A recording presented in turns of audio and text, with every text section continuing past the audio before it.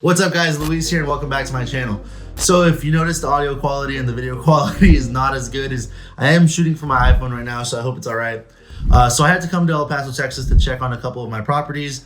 One of my properties right now is an Airbnb, and that's the one that this video is going to be about, but I'm actually only in El Paso because I had a tenant leaving and I have a tenant coming in tomorrow, so I'm just here to make that transition happen. I do manage my own properties remotely, so I guess that is a downside of managing remotely, is you're gonna have to come to your properties every once in a while. With that being said, this video is gonna be about this property that I'm in right now. This is one of the extra rooms in the in the property, so I just made a little mini set. I know it's not great, so hope you guys don't mind it. I only have one light, so again, not the greatest quality video, but I just decided to do it anyways.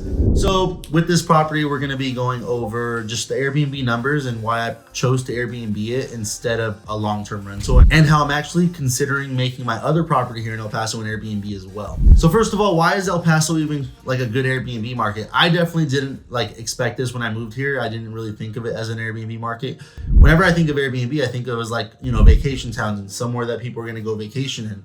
But the great thing about El Paso is that it's a military town. So with the military being here, there's constantly people coming in and out. So for example, when you finish training and you end up getting stationed here, a lot of the times, family will come visit their kids if they're in the military, and they don't really want to stay in the hotel if they're going to be here for a week or two.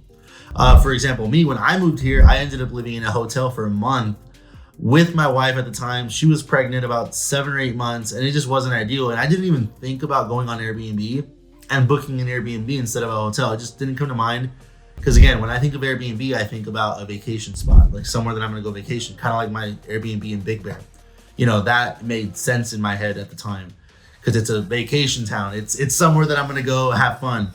El Paso, I don't really think about it as somewhere I'm gonna go have fun. It's more of like, oh, I came here to work, and that was it, right? So the reason that I decided to Airbnb it was I was actually getting out of the military, and I didn't really want to take all this furniture with me, right? So the place was already furnished, so I just didn't want to deal with it. So I was like, well, why don't we just rent it out furnished? And I don't know exactly how, but I came across the Airbnb side of it, and I was like, well, let's just see if it does well on Airbnb. I started looking into the numbers and other properties in the neighborhood or in the city in general, and it turns out that it's a great Airbnb market because again, you have people constantly coming in and out. There's UTEP, so there's people visiting their college kids. So yeah, I didn't really expect El Paso to be a great Airbnb market, but if you really think about it, it's a military town, right? So people are constantly coming in and out. There's UTEP here in El Paso, so you have parents visiting their college kids, or college kids coming in and visiting their campus before they decided to move here. There's the border. We're right next to the Mexican border, so a lot of people who are vacationing in the US will book their Airbnbs. So you got a lot of people coming in and out of El Paso, and I didn't really see that before I decided to do this. So that being said, yeah, I ended up doing it, and it's been great. So it's been on Airbnb since October of last year, because that's about the time we left El Paso, and it's doing a lot better than it would as a regular long-term rental, and I'll get into the numbers, here in a little bit. So let's break down the numbers a little bit.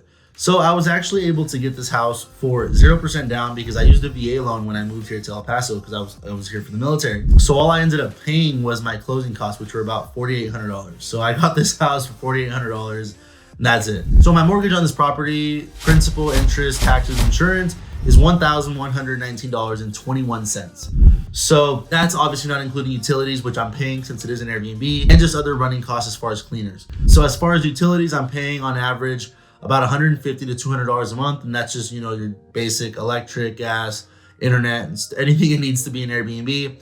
And then on top of that, I do have cleaners. The great thing about El Paso is that when people do come here, they're not just coming for the weekend or for a few days. Most of my bookings are about a week to 2 weeks long, so I only have 2 to 4 cleanings a month. So every cleaning right now that I'm paying is about $50. So on average, the most I'll pay in cleaning fees a month is $200. So that's a great thing about Airbnb being in a market that's not really a vacation town. For example, my cabin in Big Bear, my average booking time is about 2 days, 2 or 3 days. In El Paso, my average length of stay is about 2 weeks. So it's a lot easier as far as turnover time. You're not really worried about the turnovers a lot. So that's kind of nice. So, and it eliminates your cleaning costs a lot because my cleaning costs are probably 4x that in Big Bear, California. On top of that, I'm also putting away 5% of what the market rent would be just for my CapEx. My market rent would be about $1,700 to $1,800 for this house that I'm Airbnb. So yeah, I'm putting away $100 just in case anything, goes wrong, anything breaks. But it is a new house, so I don't expect anything major to be really needed in the next, few years.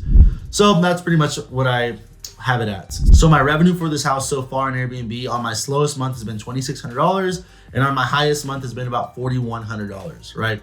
So regular market rate, I would be lucky to get $1,700 to $1,800 for this house. So you can already see how it's way more lucrative to use this as an Airbnb. So my overall cash flow on any given month is going to be anywhere between $1,030 and up to $2,530. And that's just, again, kind of a guesstimate because it does vary.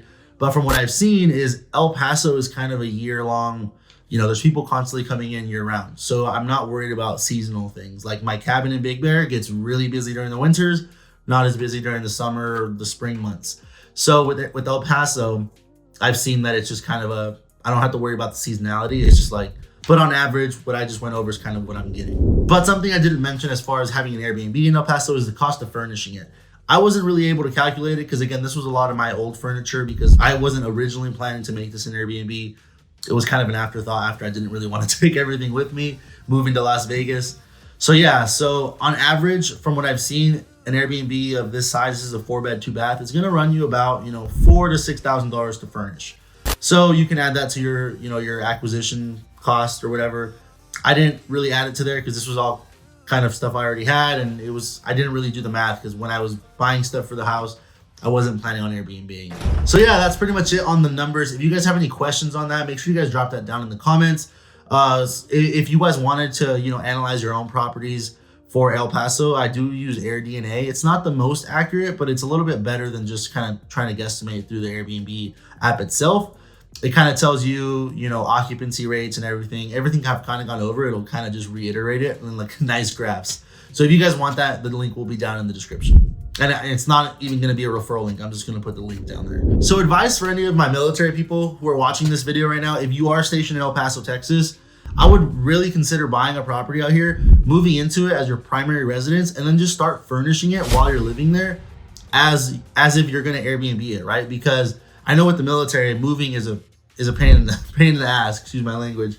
So, when you're moving, you have the option to just leave everything and then make money from that place. Because I have a lot of my friends who bought a house here and now they're moving to Japan or somewhere overseas and they don't really want to take everything. They would rather just go with nothing and just buy new things. And now they can actually use that primary residence if they leave it furnished as an Airbnb.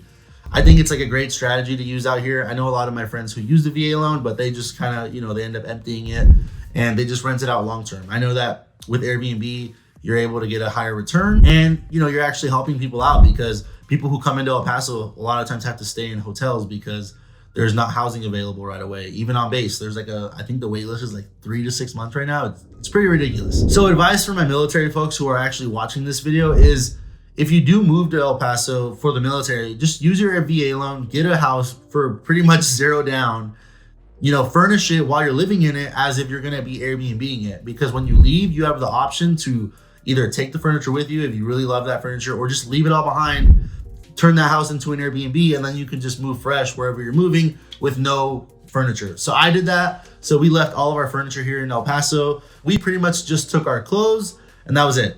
We moved to Las Vegas, Nevada, and it was like a fresh start. And I loved it because it's, again, just buying new things because you have nothing. I left my beds here, couches here, everything. Like starting over is a really good feeling. And if you're in the military, you move here, I definitely recommend doing this because it's just a great way to, once you leave, it adds an extra stream of income to your overall portfolio. But yeah, so I do have another property here in El Paso and I do plan to convert that one into an Airbnb probably once this next lease ends. I didn't want to do it this month just because it's, realistically, I was lazy. I didn't want to come out here for a week or two and just furnish it out. But I do plan to Airbnb in the future as well. But that's pretty much it as far as my El Paso Airbnb. If you guys have any questions, make sure you guys drop them down in the comments. Make sure you hit that like button, subscribe button, and notification bell, and I'll catch you guys on the next one.